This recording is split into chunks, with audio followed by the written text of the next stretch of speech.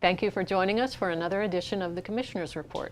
This time we're here with Commissioner John Hall, who'd like to talk about recycling. And who better to join us than Polk County's Waste and Recycling Director, Ms. Anna Wood. Welcome to the program. Thank you. It's good to be here.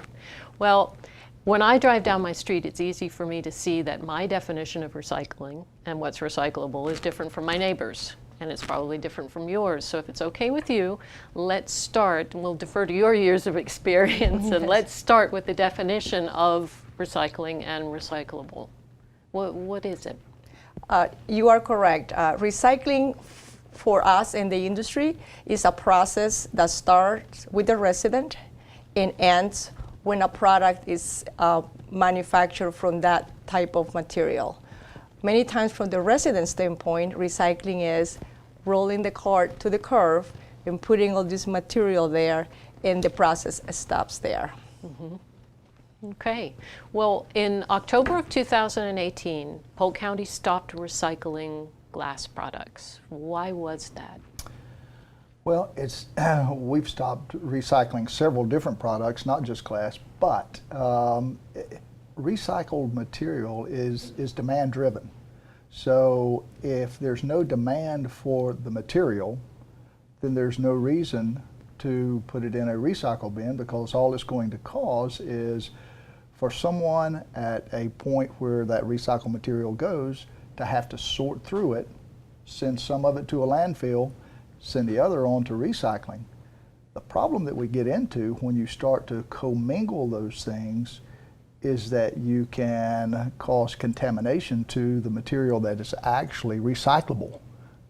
If you put glass in with cardboard and it is dumped into the truck, the glass breaks. Now you have the potential to contaminate all of the cardboard that's in that truck. Oh.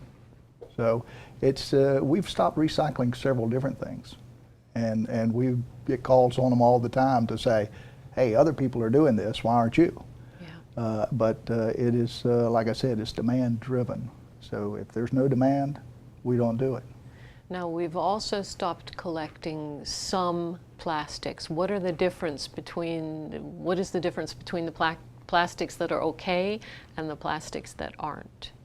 The plastics, it is one of the areas that requires kind of a more explanation than the glass, because plastics have changed. Not all plastics are created equal, and most people think that the plastics that we collect, which is the opaque, like the milk jar, the reason we collect that one is because it has the most likelihood that it's going to be reused, that it's going to be manufactured again.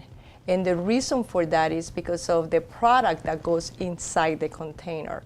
Milk, is a utility product. You don't have 20, 30 companies selling you milk. Therefore, the packaging or the plastic doesn't have to be look pretty with different additives to change the colors and to do other things. Makes plastic very difficult to reuse. Huh. And that is the reason we, after analyzing for years and seeing the trends in the manufacturing section, that is the plastic that is the less likely to change within the 5 to 7 to 10 years. Okay, that makes sense. Well, and the other thing is, and people, there's a lot of people that drink bottled water, or a lot of people drink soda, and they're in clear plastic, and they're saying, well, this is plastic, why can't it be recycled? You used to recycle this, and we did. But there was a big market overseas for those products, and China was one of the largest purchasers of those clear plastics. When they stopped wanting to purchase those clear plastics from the United States, there's no reason to do that now. Again, it's going to have to go to a location and be sorted out. Clear plastics over here to go to landfill, the translucent plastics over here that can be recycled. So it's labor intensive when it gets to they're called material recycle facilities, or MRFs. When it gets there, then someone's going to have to sort that. And you know, we wish I know that Anna does because we've talked about it. We wish that there was a market for the clear plastics. And I know I drink a lot of water, a lot of bottled water, and I actually have to end up throwing my plastic away just like everyone else should, or it gets to the point where it costs. So that's part of the thing. Again, it's demand driven. If there's a demand for it, then absolutely we want to recycle it.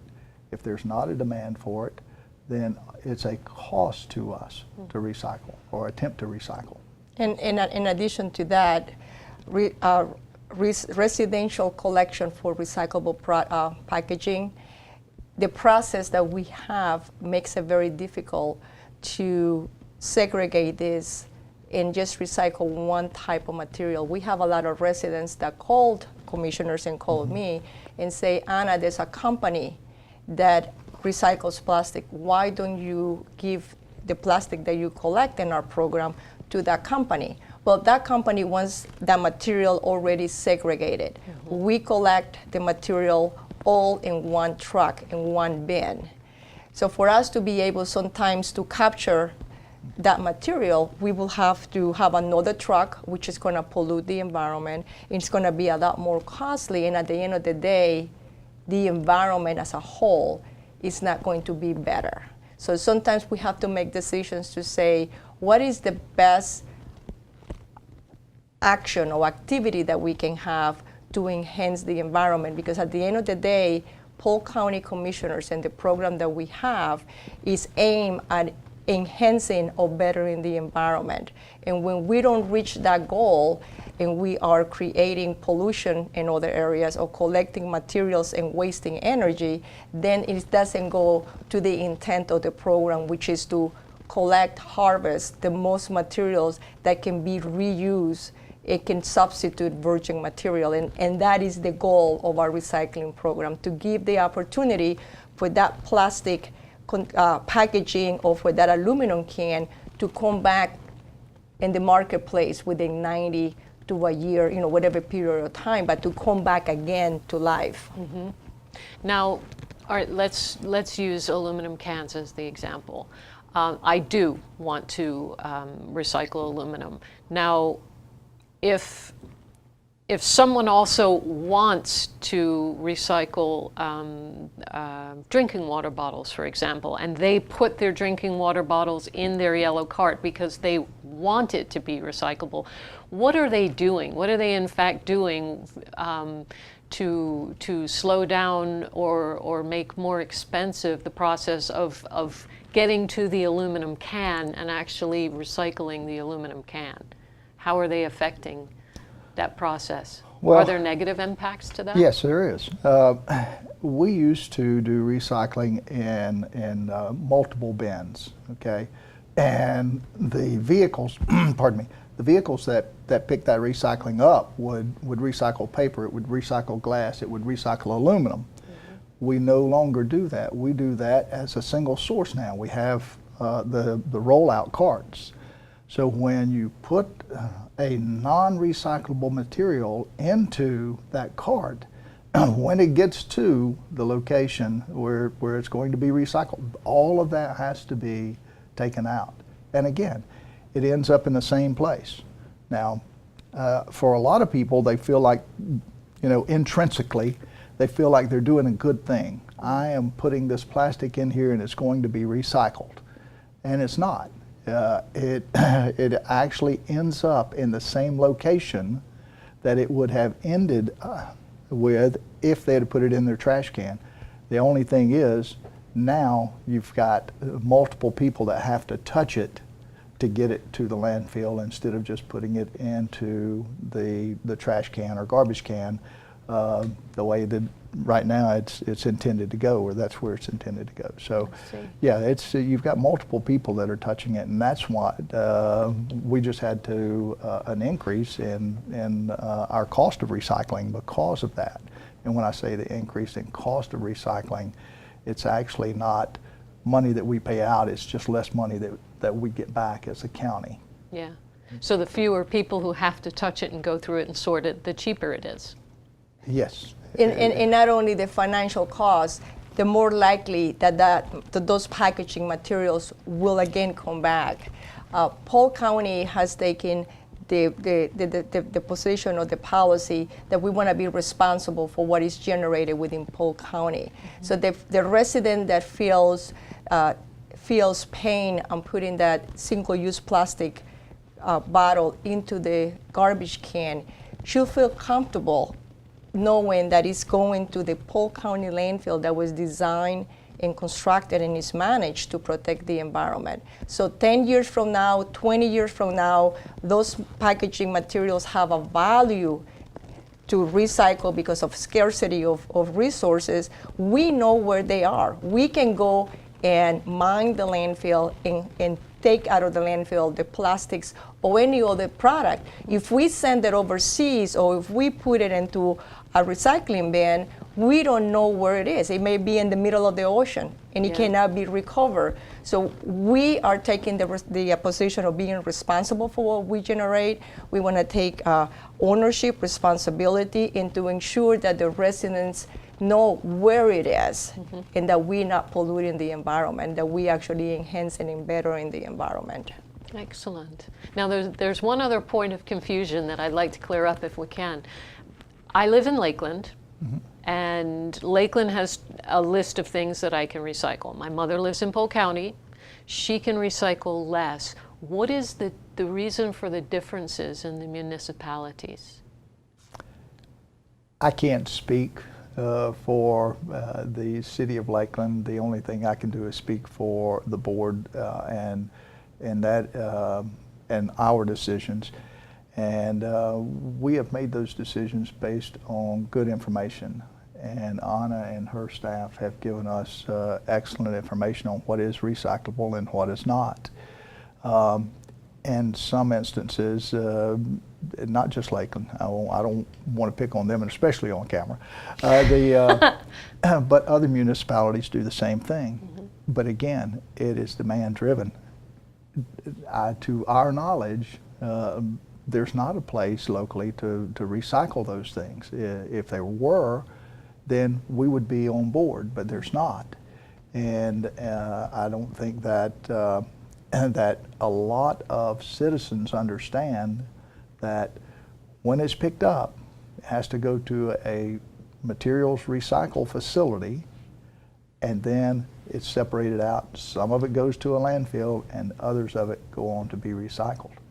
And it's not unusual. In the United States, there are over 2,800 recycling programs. And that is one of the challenges mm-hmm. that we experience in our industry. And at the end of the day, policies are made for local needs. Every program is created for a specific purpose. And some may say, we do not want to put these materials in the landfill locally, and they collect more. Mm-hmm. And it is a special and a specific reason why. We know that our policy is because we want the resident to invest their time wisely in putting materials that will have a new life once it's collected. Mm-hmm. And that is the difference. And like Commissioner Hall is saying, we cannot speak for any other municipality or any other state. But our policy is to ensure that if our resident is going to invest the time to separate, to harvest that material, to put it in the bin, we would like to know that, or have a high degree of confidence that that material is going to come back and be reused, and avoid getting it from virgin materials, to reduce energy in the processing, and to have it back with us. And that is the difference, I believe, is all policies are local in that case when it comes to recycling. And that's an excellent point.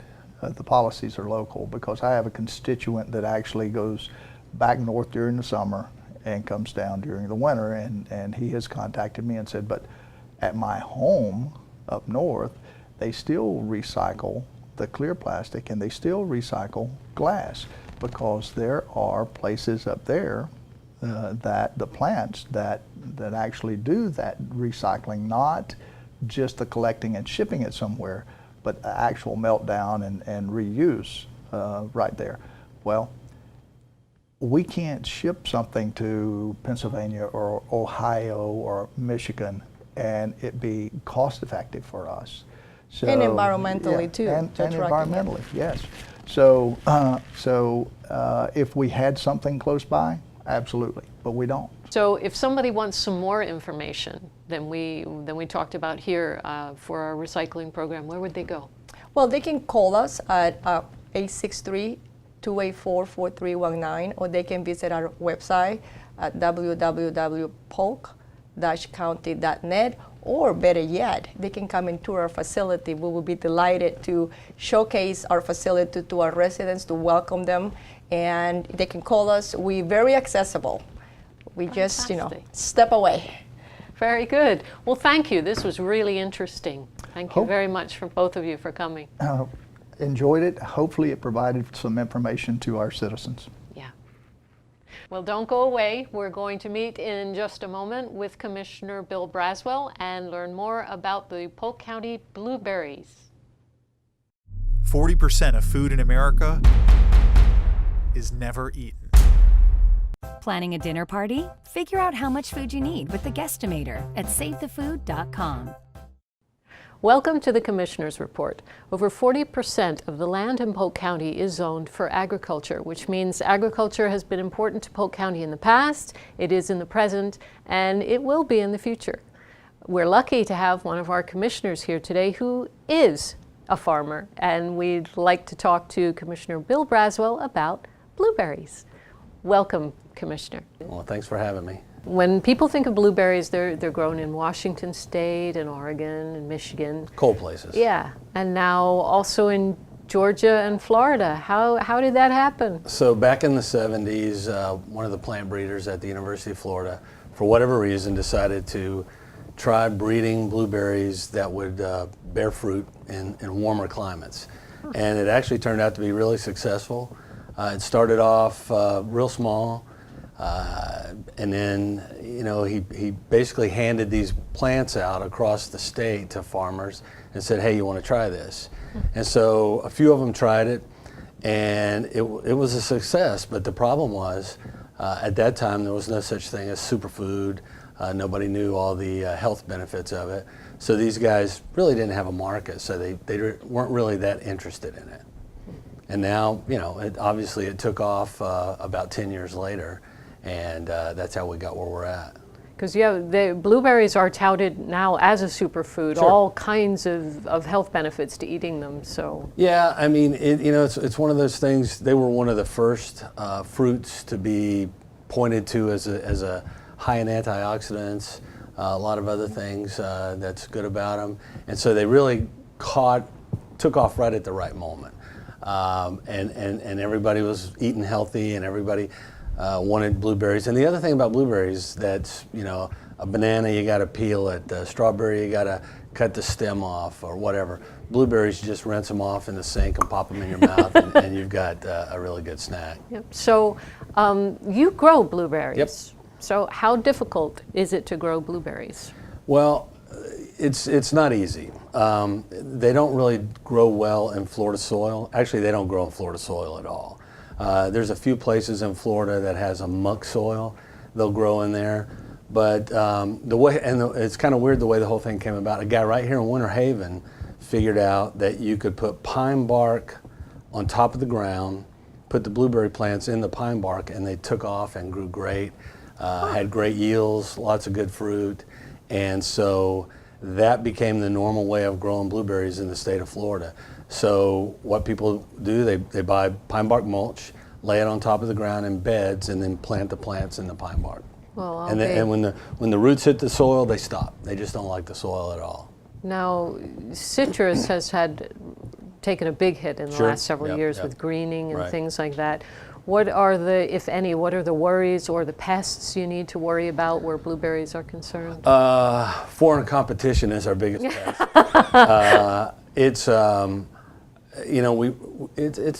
It's not easy to grow because it's expensive to grow, and there's not a lot of room for error.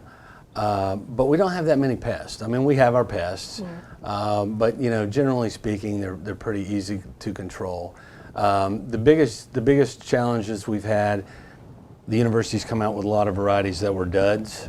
So people like myself run out and plant 10 acres of a plant that looks really good for about a year or two, and then it just dies.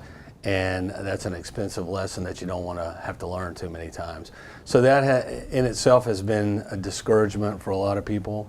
And people, it's like I said, it's expensive to get into, and they try to get into it on the cheap. And when you do that, you get what you pay for. Yeah. Now, there have been several tweaks recently in the North American Fair Trade Agreement. How has that affected blueberry farmers? Not at all. Not in Florida. I mean, NAFTA is good for farming except in the Southeast because we're the only ones who actually compete with Mexico. So California growers, they love NAFTA. Growers up north love NAFTA because they're exporters to Mexico. In the case of Mexico, they are our competitor. Now, they weren't our competitor 5 years ago. They've just really caught on to blueberries here in the last 5 years. But whereas Florida has 5,000 or 6,000 acres of blueberries, they probably put 3,000 acres a year in. Wow. And they're going crazy with them, as well as blackberries and raspberries. Because Canada is also growing Yeah, blueberries Canada now. grows, but just like Michigan or New Jersey or Washington, those blueberries ripen in July, so they're not really competition of ours. Okay. Yeah, the peak month for blueberries is July. The peak month for Florida blueberries is late March, early April. So it's a big time difference. So late March, early April is the season where you're actually picking. Yeah, and we're at my farm we're experimenting with trying to be a little bit earlier than that. What's happened again with the explosive growth of the blueberry industry all over the planet. Chile's now in the blueberry business, Peru, Argentina, Morocco, South Africa, you name it. Everybody has gotten in the business with the idea of year-round blueberries. March and April is our picking season, and then it progresses as you go north. It progressively moves to May and June. And then when you get up to Canada, Michigan, New Jersey, and all those places, it's in the summertime. And then the southern hemisphere people have figured out in Chile and Argentina, South Africa, that they can plant, and of course then they start picking in September, October, November, December. So you wind up with a year-round supply. Excellent. Yeah, and Chile is sort of our competitor, but okay, so Florida may produce 10, 15 million pounds of fruit. Chile's going to import close to 250 million pounds of fruit into the U.S. Wow. So they can bury us with their production. But there's a little bit of time difference in there. And we've got this, literally the Florida blueberry growers have about 3 to 4 weeks to make money. And after that, you're out of the business. Wow. Yeah, because when Georgia comes in, it's game over for us. Yeah. So now with citrus for decades, Right. Agriculture has been really important to Florida. Yeah. We've already said that citrus has taken a hit. So what does agriculture look like in Florida's future? I mean, now in Polk County we have peaches growing here too. What else are we? Well, it's not good. I mean, it's actually really bad. We were hoping out of NAFTA to at least get the ability to enforce anti-dumping laws against Mexico. And so Mexico's figured out, not just blueberry, they can grow everything we can grow. And so they're producing massive amounts. We can't do anything about it. So whatever industry, whether it's peaches or olives or whatever we try next, they're just going to do it down there. I mean, they've kind of figured that out. But what's really happening is you've got, for lack of a better word, desperate farmers looking for the next big crop. And peaches, it's already kind of fizzled. Olives have fizzled. Hops, how much of a demand is there for hops? So a lot of people are looking, a lot of different crops, and maybe something will come up. But right now, the revival of the citrus industry is probably the biggest hope for Florida agriculture right now, without some modification to NAFTA. Now, if they want to go modify NAFTA to help Florida farmers, that's a whole different subject. Okay. So with the challenges that there are in Polk County growing blueberries, Right. why are you doing it? Why? Well, for money. That's the primary reason. But it can be done. It can be done successful. What we have been all along is staying on the cutting edge. As the industry's changed, the growing practices have changed. Right now, we have converted over from growing conventional blueberries to growing organic blueberries. There's a higher price market. Sure. The demand for organic is going through the roof. I was surprised. We were out in Europe here recently, and I thought organic was big there. It's not very big there, but it's huge here in the U.S. Mm-hmm. So the timing is right for that, so we're doing that. And then the varieties are improving. The production per plant is improving, which lowers your costs. And that's our problem, is we can't compete with Mexico on a cost basis. So if we can lower our costs, and so what we're doing, we're kind of tiding ourselves over with organic to get to a point where we can pick them with machines. Now, once we can pick with machines, it's game over. We can compete with anybody, anytime, because my single largest cost every year is harvest. You can take all the cost it takes to put them in the ground, to grow them for a year, but that picker is more than all of that every year. So if I can, and that's somewhere $1.25 a pound. So if I can get that down to 15 cents, you can see that's a big difference. Sure. And so, and that's the trend all over the planet. A lot of the older varieties up north can be picked with a machine, and they've been doing it for a long time. But you know, the fruit quality suffers when you do that. So you got to have a real high quality, firm berry that comes off the bush relatively easy. Mm-hmm. And so they have the same challenge that we do, trying to pick better varieties. So globally, you've got breeding programs all over, and it's kind of cool because when you look at it, Florida really was the first important blueberry breeding program on the planet, and now you've got a lot of private companies that are starting their own breeding programs, and you know, they're faster than government because the university is the government. They're coming out with new varieties, and it looks pretty promising. So my thought is, if we can stay the course for another 4 or 5 years, we can get through the tough times to the machine harvest berries, and after that, I think we can compete with anybody. Okay. And at the same time, the blueberry industry in Florida is shrinking so fast. Our local competition is going away. Huh. So you know, I mean, you know, that helps on the bottom line. When there's fewer product in the market, the price is higher. Yeah. So what we're watching is a lot of the local competition go away. And some of these foreign countries, they have real quality issues, and we can challenge them on the quality issues and beat them every time. Well, I was just going to say, I would imagine with organic, there's a good deal of oversight to make sure that you are what you say you are. It's crazy, yeah. I mean, it's farming in general. You've got people looking at you all the time, whether it's the state, Department of Labor, pesticide people. On top of the fact that here in the last couple of years, legislature passed the Food Safety Modernization Act, and the point of that was to ensure a safe food supply, just like the romaine lettuce deal that we just had. Yeah. Obviously, they weren't in compliance, and obviously they'll probably go out of business and never be heard from again. You know, so after that's been enacted, the retailers, it's not the government really that drives it, it's the retailers, and they tell us, if you don't do these inspections, we're not going to buy your fruit. So, you know, we stay on top of that, and with organic, you have no pesticides, synthetic fertilizers, and people want to know what they're eating, they want to know it's safe, and they want to know it's healthy, and we're trying to do that. Excellent. Well, this has been fascinating. Thank you so much. Sure, enjoyed it. Really appreciate it. Well, thanks for having me. Well, there you have it. Agriculture, tourism, business and distribution, just some of the things that make Polk County a great place to live and work. Thank you for joining us at the Commissioner's Report.